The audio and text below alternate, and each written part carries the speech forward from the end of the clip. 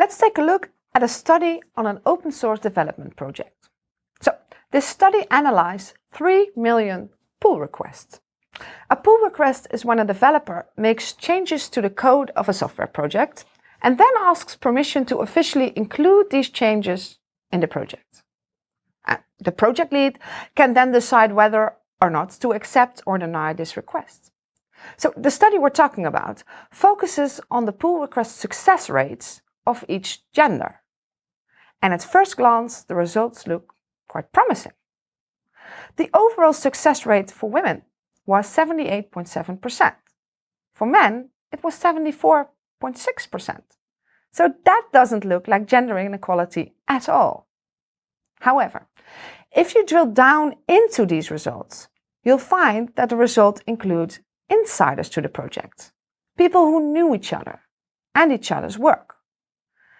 And it also turns out that the results are quite different for people who were unknown to the project leads. So, for non-insiders, new ones, the accepted rate for women was much lower at only 58%.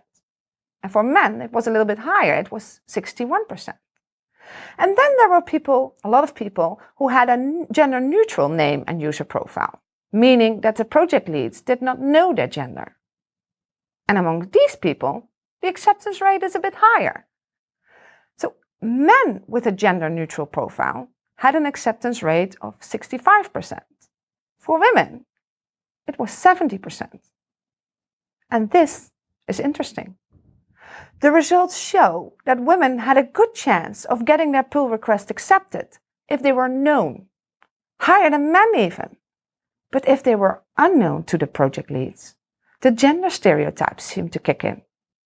For a woman who is new, you'd have the best chance of getting your pull request through if you concealed your gender.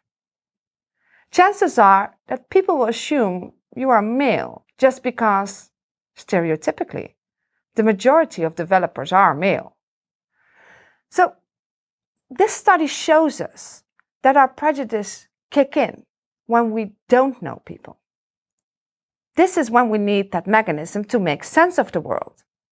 It's the only information we have to work with. So it turns out that in uncertain situations, people are most prone to use prejudice. And that's something we all should be more aware of. Uncertainty can lead to prejudice.